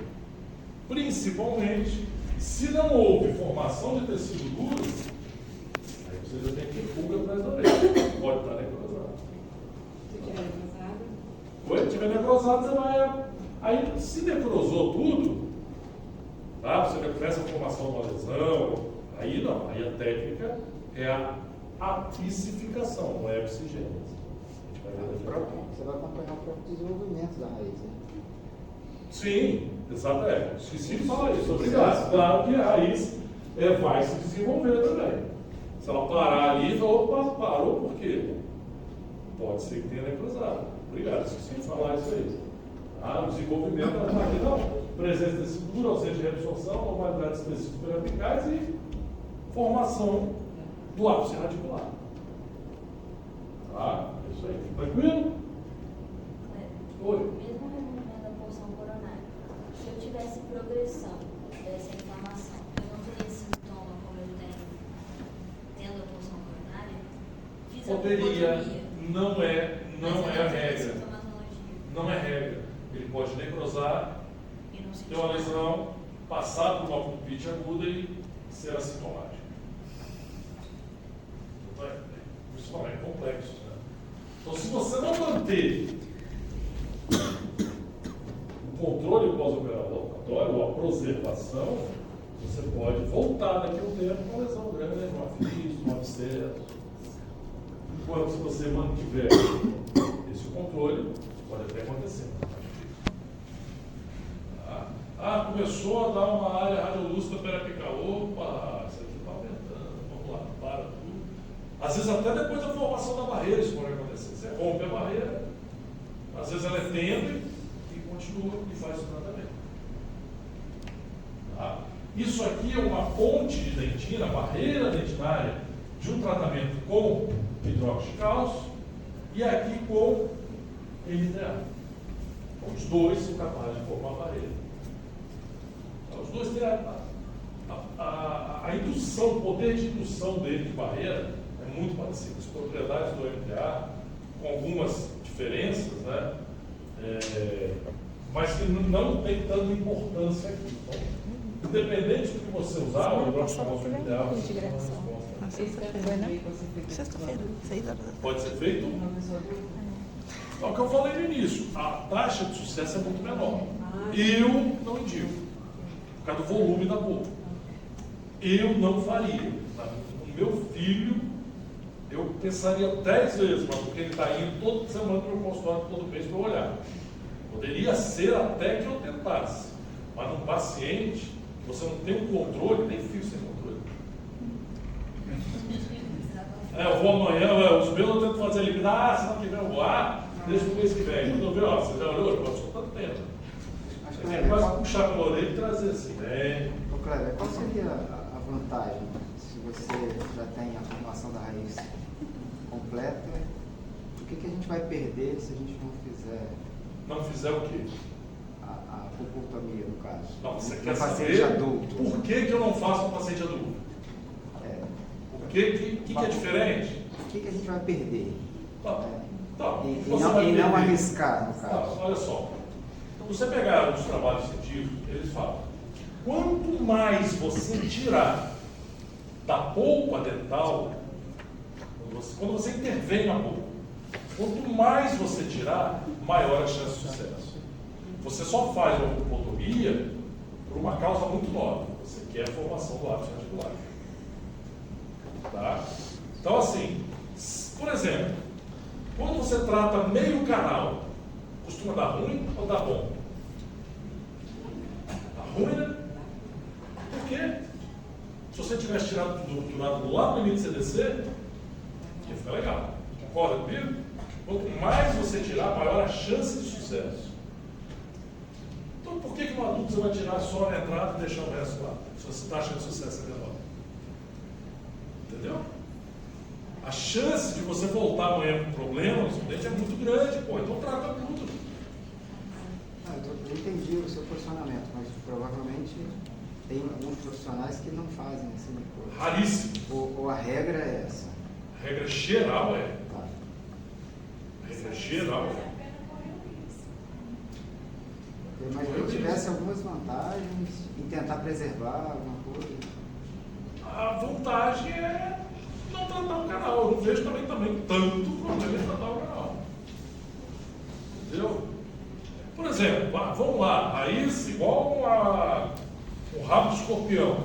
Porra, isso aqui tá um inferno, bicho. Eu vou entrar aqui, não sei se eu vou conseguir tratar. Cara, vamos tentar a pulpotomia? Porra, legal. Mas sem justificativa nenhuma, só porque a pulpotomia, tem cara fazendo isso, por exemplo, para poder fazer um artigo, para poder fazer uma aula. Tanto é que quando o cara faz, vira um artigo. Não é clinicamente, não é o que se faz. Talvez um dia chegue a um protetor, um capeador pulpar que consiga manter maravilhosamente bem a vitalidade do tecido pulpar, mas ainda não existe esse material. Então, grande parte dos dentes com risogênese completa, você tenta manter, você tem necrose, você tem calcificação. Tá? O problema dessa barreira aqui é o seguinte: se o canal, já for o canal mais atlético, se formar a barreira, necrosar, e depois você não tem como passar por essa barreira, é aquele famoso canal que o dentista fala, não consigo tratar, ele está calcificado. Ah, doutor, ele tem uma lesão. Ou a gente consegue, ou você vai ter que fazer uma cirurgia parodôntica, ou você vai perder o dente. Vamos evitar isso? Pronto, canal.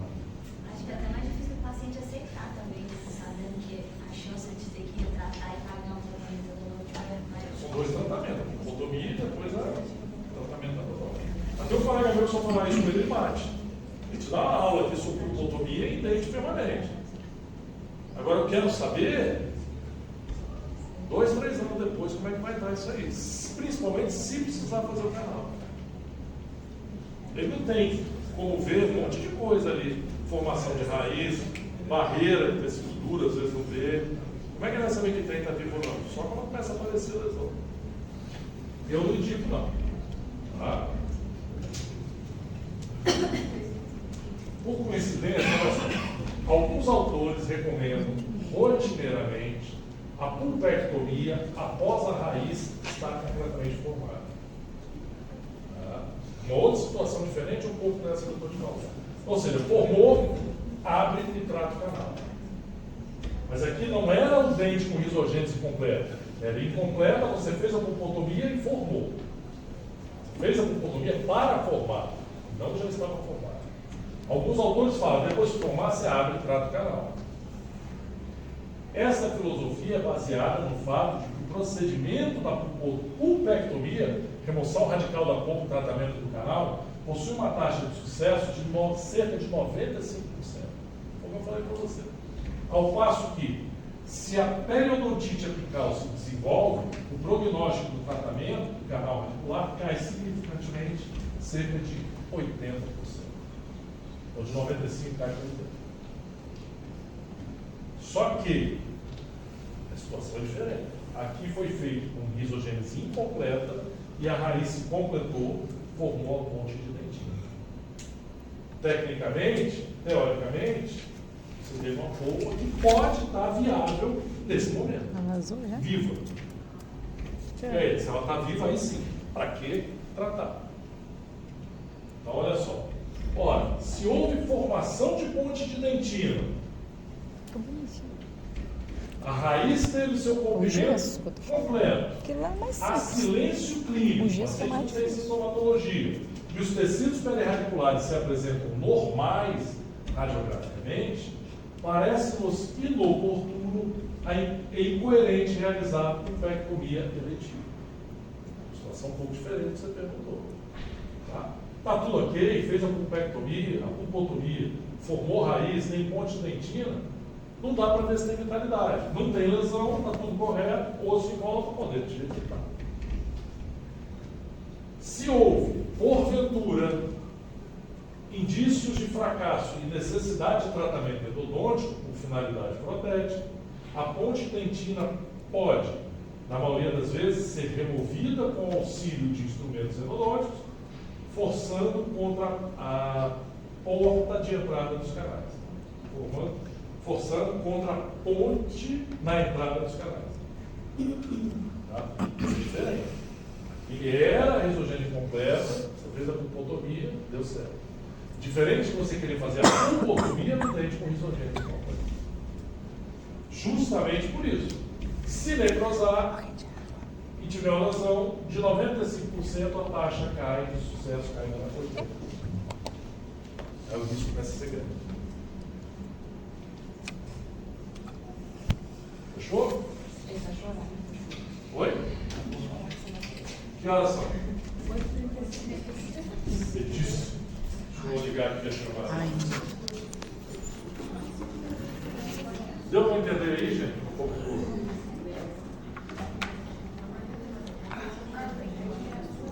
Banheiro? Essa sexta. Endodôntico no dente, com risogênese incompleta e polpa viva. Dia 14 Que é é sexta. a apicigênese. Até dia 14 você tem que entregar. Ok? Então a gente realiza Não, esse vai ser normalmente a pulpotomia. Então, Mantém a mas dia polpa 14. radicular e remove a polpa Não inventa modo, coronária. senão ele vai antecipar para cá. No entanto, em muitas situações, a polpa, aliás, a risogênese não foi totalmente completa e a polpa está necrosada. Então, a gente não tem como fazer uma apicigênese. A gente vai ter que realizar a apicificação. Então, veja bem. Apicificação, o tratamento odonto do dente com polpa necrosada e risogênese incompleta. Tá?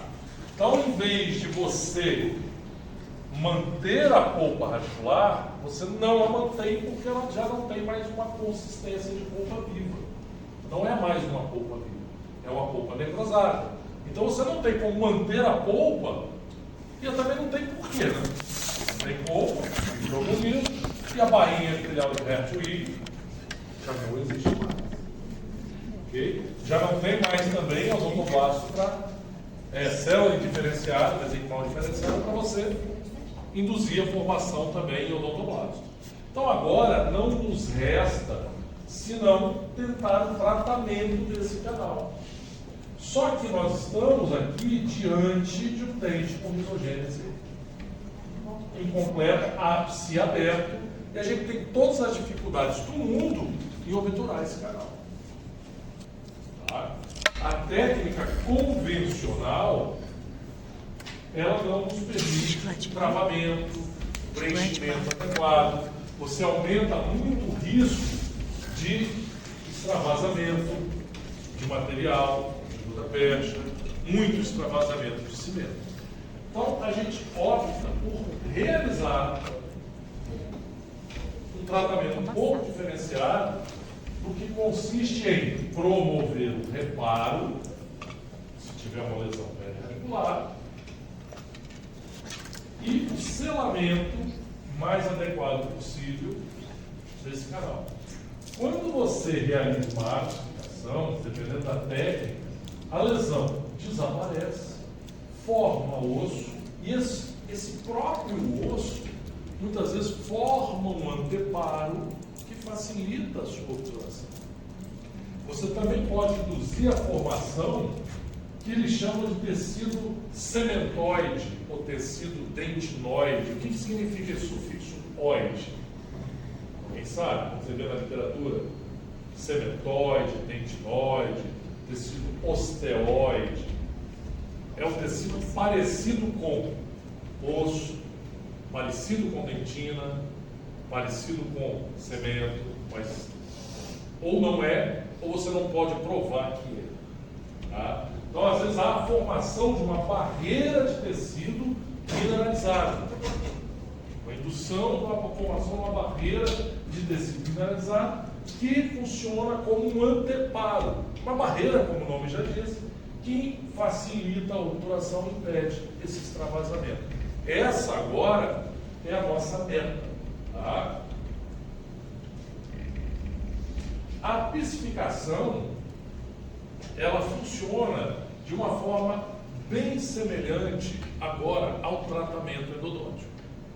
Você tem que realmente esvaziar, tem lá o comprimento de trabalho, tudo muito parecido com o que a gente faz durante um tratamento endodôntico convencional, com algumas diferenças que a gente vai falar.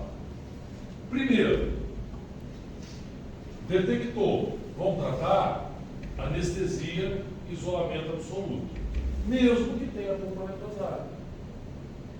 Okay? Então, a gente sempre anestesia com conforto do paciente, isolamento. Abertura, agora, esvazia a câmara pulpar e o canal radicular. Nessa situação, você pode usar o hipoclorito. Quanto mais aberto o ápice, menor a concentração do hipoclorito. Há alguns profissionais que substituem o hipoclorito por clorexidina 2%. A clorexidina 2% ele tem um potencial irritante menor do que o hipoclorito. Eu falei menor. Ele também causa dano até muito parecido com os danos causados pelo hipoclorito. Edema, tá? Equimose, okay? Hematoma, tudo isso. Então, tem que se tomar cuidado. O potencial de irritação dele é menor, mas não é nulo. Então, mas algumas pessoas usam a clorexidina. Mas pode usar o hipoclorito. Eu costumo usar em ápice muito aberto, concentração de 1%. Ele já está quase fechado, eu consigo usar 2,5%, mas aí tomar cuidado com a agulha que você vai usar e a distância do forame. Ser bem a pressão. Então não adianta pegar aquela agulha, aquela seringa de 10 ml da cirurgia, aquele agulhão compridão, sem você medir, vai dar problema. Entender que a raiz está encurtada. Outra coisa importante é que, você olhando assim, as bordas da dentina estão aqui. Então, o forame deveria estar aqui. Só que, na grande maioria das vezes, é bem comum você ter uma borda da raiz em forma de U. Estão vendo aqui? Dá para ver? Sim. Então, o forame é aqui, ó. Vira para cá. Ó, vendo? Então, o forame não está aqui. O forame está aqui. Geralmente, na face vestibular que você consegue visualizar. É importante a visualização, já que o localizador apical costuma não funcionar. Porque o instrumento endodôntico tem que estar justaposto às paredes, não folgado. E aqui passa uma linha 140 lotada. Então, o forame está aqui. Tem que entender, se você vai trabalhar 1 milímetro do comprimento de trabalho, é 1 milímetro a partir daqui. Um pouco menos. Não dá para esquecer isso. Tem que lembrar isso. Ok? Então, ó, comprimento de trabalho, 1 milímetro aquém do ápice.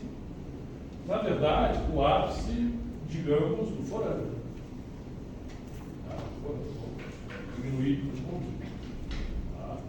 Então, mesmo, ó, 1 milímetro aquém, do mesmo jeito.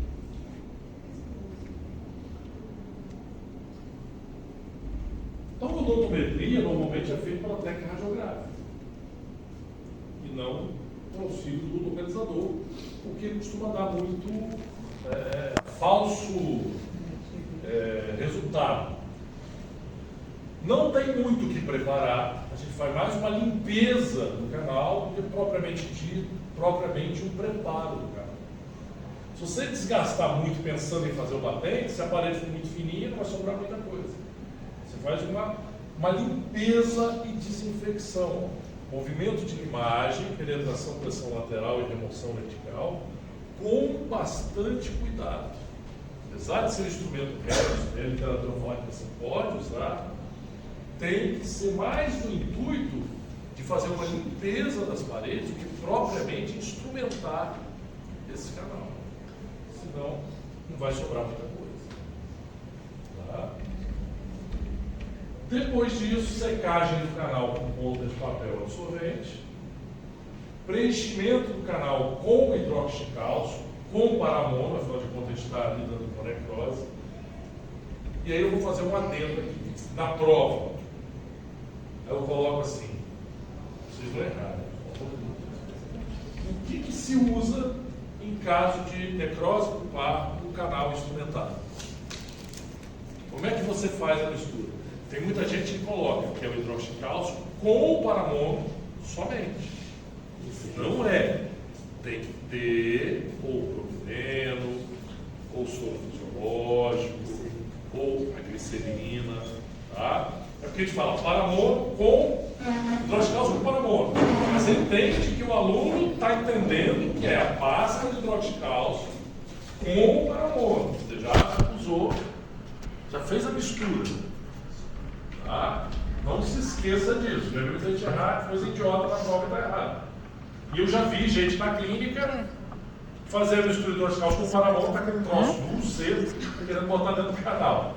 Então assim, professor, mas é lógico que eu sei. Não é lógico que sabe. Entendeu? Não é lógico não, porque eu já vi ele tentando usar. Então não é lógico. Então o óbvio tem que ser dito, tanto de mim para vocês, quanto de vocês para mim. Então, preenchimento com pasta de hidróxido de cálcio associado ao paramono. Tá? E óxido de zinco em veículo viscoso. Então, óxido de zinco é o cimento de óxido de zinco. E o genol, né? Só que você não usa o genol. Para que serve esse camarada aqui? O óxido de zinco veio substituir o... Agora deu branco. Ele está próprio, aquele verdinho fedorento, teste. Piolofone. Cheiro forte, colocação esverdeada. A função é radiopacidade. Porque depois que você fazer uma pulpotomia, você provavelmente vai manter essa pasta dentro do canal e fazer controle radiográfico. Sem um radiopacificador, você não consegue ver nitidamente o hidróxido de cálcio na radiografia, né, dentro do canal. Aí você não sabe se esse hidróxido de cálcio foi ou não reabsorvido. Só que o óxido de zinco, ele não mancha as paredes do canal, não mancha a coroa dental. Então, apesar dele não ser tão radiopaco, né, ele não mancha a coroa quando se compara ao iodoforme. O iodoforme fica igual bem radiopaco, só que mancha a coroa. Então, preenchimento do canal com hidróxido de cálcio, parte de hidróxido de cálcio associado ao paramono, misturado com óxido de zinco, pode ser meio a meio, meio hidróxido de cálcio, meio óxido de zinco, não tem problema.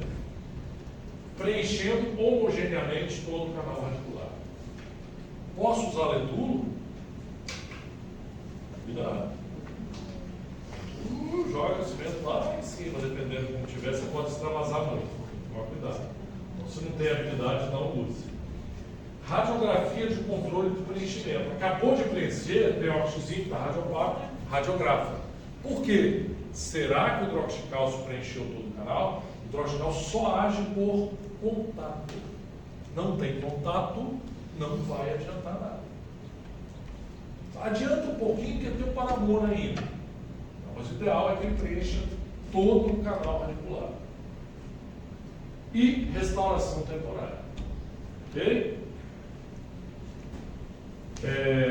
Se você tem, principalmente, uma lesão periarticular, isso deve ficar um tempo. Quanto tempo? O controle radiográfico vai dizer quanto tempo deve ficar. Tá? Então, ó, proceder uma troca de hidroxicálcio com 7 dias.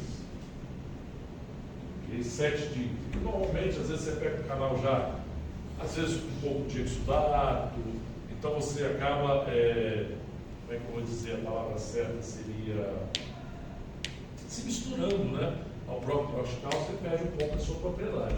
Uma semana já melhora a condição geral daqueles tecidos periradiculares, você troca o hidroxicálcio.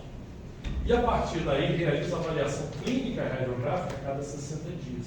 Antigamente ficava trocando hidroxicálcio. Hoje a gente sabe que isso vai diminuir muito a resistência das paredes dentinárias.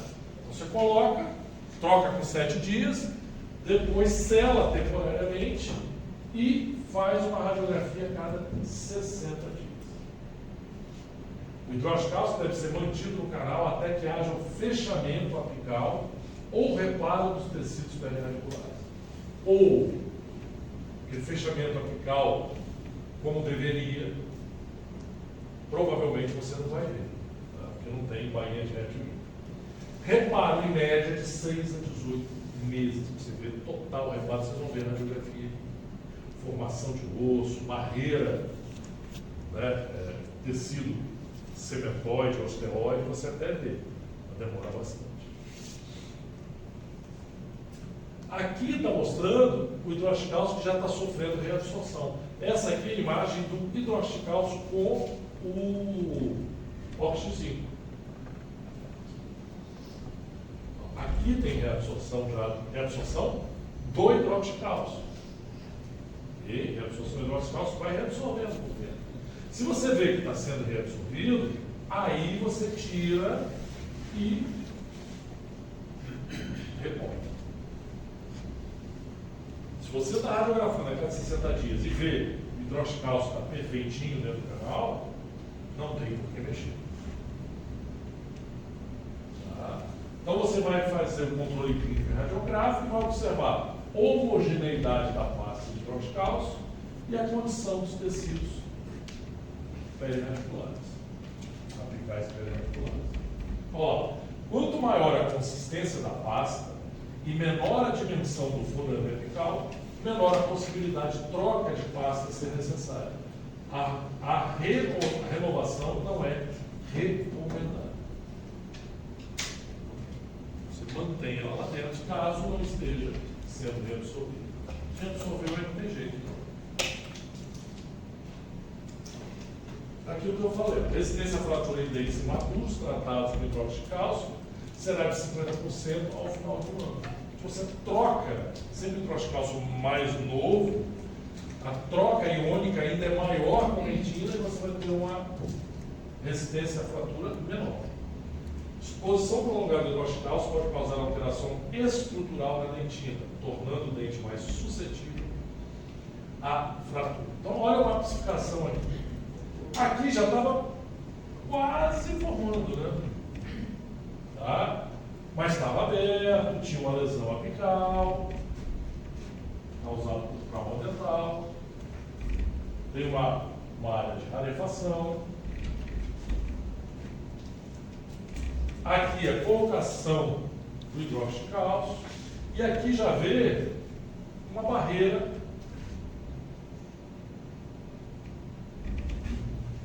não formada. O extravasamento. Causa nada. Causa nada, não? O hidroxicálcio ele reabsorve. Tá? E aqui depois da obturação. Então há a formação de uma barreira de cimento osteoide, dentinoide, chama do jeito que você quiser. Mas forma. De modo que você pega uma ponta de papel, coloca, você sente a presença, às vezes, de tecido duro. Formou igual a raiz? Não. Mas já permitiu que você possa condensar melhor o material obturador. Entendeu?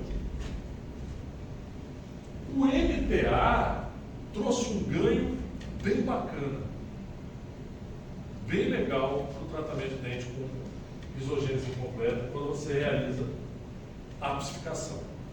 Por quê? Como ele toma presa, então ele não reabsorve, você coloca ele lá no ápice, como se fosse o hidróxido de cálcio, que vai se manter, ter as mesmas propriedades, e ele vai ser condensado na região, não vai extravasar normalmente, a não ser que seja muito grande, né, a abertura foraminal. Você consegue deixar ele ali, e ele por si só vai fazer a formação, vai induzir a formação de barreira dentinária, ou dentinoide, né, como queira, e com o tempo você vai ver que o ápice vai se fechar um pouco e os tecidos vão cicatrizar. Tá? Então você pode adiantar a obturação, não precisa ficar tanto tempo lá dentro, observando se vai reabsorver, esperando os tecidos se recuperarem. Minimiza a recontaminação do canal, também porque ele toma presa, fica duro lá dentro. E o tratamento anda mais rápido. Reduz a possibilidade de fratura, tem menos tempo de hidróxido de cálcio dentro do canal, então você tem um aumento da fragilidade dentinária menor. E permite o pronto restabelecimento da função mastigatória. Vamos lá. Então o que você faz é fazer um tampão de MTA. Tampão, você vai criar um plug, como se fosse uma rolha de MTA no segmento apical do canal. O problema é muitas vezes como condensar. Se o ápice está bem. Às vezes a gente faz um combo. Deixa algum tempo de hidróxido de cálcio, não precisa ficar 1 ano e meio. Você retarda pelo menos 2/3 isso. Espera melhorar a condição dos tecidos periapicais e aí faz um tampão de MTA. Pô, pessoal, isso deve ser difícil, né? Não é tão facinho, não. Tanto que na curso de especialização, você pega os alunos, prepara os dentes com o lápis bem aberto assim, dá um saco de cimento nasal para ele, ele se virar para fazer os plugs. Entendeu? Dá a técnica e ele faz. O que está escrito aqui está um pouco fora da técnica, então não vou me ater ao que está escrito aqui não. Isso aqui é um caso, ó, isogênese completa, tá? Foi feito então o hidróxido de cálcio. Ah, não funciona. Você vê que aqui já passou um tempo, e a lesão que tinha já praticamente desapareceu. Não deve ter ficado aí pelo menos uns 6 meses o hidróxido de cálcio dele. Depois, olha só que legal. Isso aqui é um cone de Gutenberg invertido. Mesmo assim, sobrou lá dentro, né? Dá para obturar. Eu quero fazer um tampão de MTA. Sabe como é que faz? Já viu aquela técnica de Bielon? Você põe no líquido, põe no pó, na resina acrílica, e aí é igual. Só que a ponta do cone de Gutenberg molha na água, molha no pó e leva aqui dentro. Molha na água, pó, umas 50 vezes. Até encher. Trabalho de formiguinha. Então você faz isso. Então eu faço uma odontometria, faço uma prova do cone, radiografo. Ah, aqui tá bom, eu vou tirar um pouquinho. Tá, tira um vidro. Aí você pega uma placa de vidro, coloca o MTA numa ponta, o soro fisiológico na outra. Se misturar na hora que perdeu tudo. Você pega a gutta-percha já pré-estabelecido o seu comprimento, molha no soro, molha no pó e leva aqui. Molha no soro, molha no pó e vai levando, condensando até formar. O tampão está aqui, ó. Eu tenho uma foto melhor para vocês verem. O tampão, até eu fiz, caso meu. Aí você faz um tampão ali de cerca de 3, 4 milímetros e o resto, para economizar, que MTA é mais caro que ouro, é de gutta-percha. E tem outro detalhe também. Se você um dia for precisar botar um pino, gutta-percha é muito mais fácil de tirar. Então você bota só um tampão de MTA.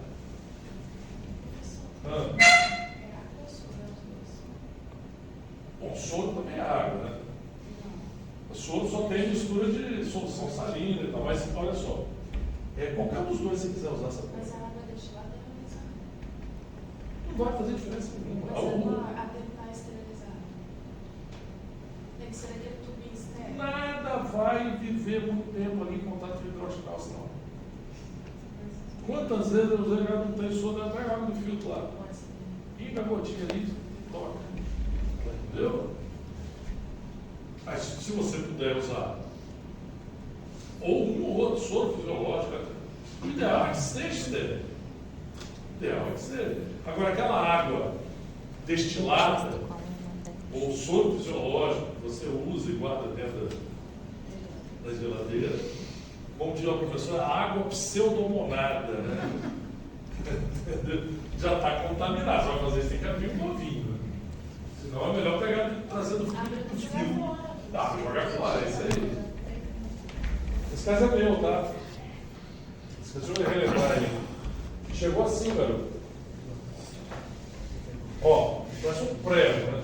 Uma furadeira. Esse instrumento é um instrumento, não, passa batido. Zero chance de patente. E o alicate para tirar a gotinha. 140. A última, passou lotado aqui. É, furador de parede. Tá, mas beleza. Fiz aqui uma odometria meia boca, descontei um pouquinho. Vamos lá. Hidróxido de cálcio, ó, deixa eu ver. Chegou, tem data? 8 de 2014. 9 de 2014, os dois canais estavam com hidróxido de cálcio.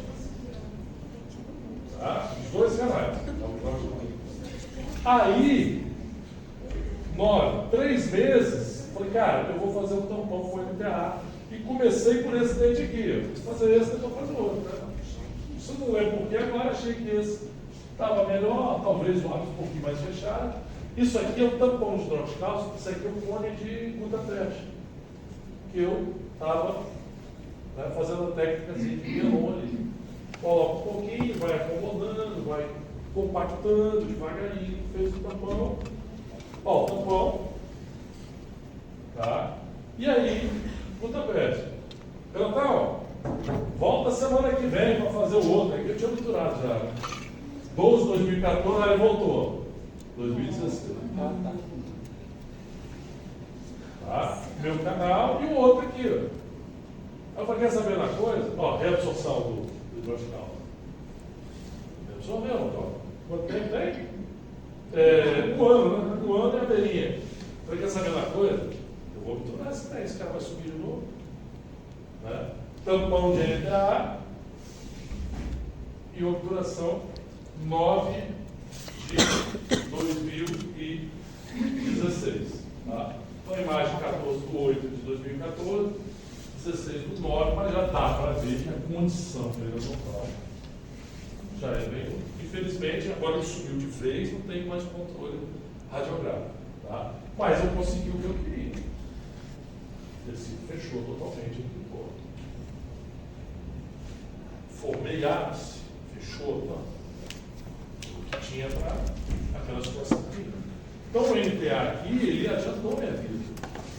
Se eu fosse esperar formar tecido em volta, fechamento, talvez eu não tivesse conseguido acabar nem o primeiro dente. Ele adiantou minha vida, pelo menos um dente eu tinha feito naquela ocasião. Depois ele voltou, eu fiz outro rapidinho também, para ver se ele não sumia de novo. Oi? Então aqui, esse caso não é meu, tá vendo? A lesão grande, hidróxido de cálcio, tá? Ainda hidróxido de cálcio, o produto está aqui fazendo o tampão mais muita percha, e aqui, o final, dá para ver já que a lesão desapareceu de completo.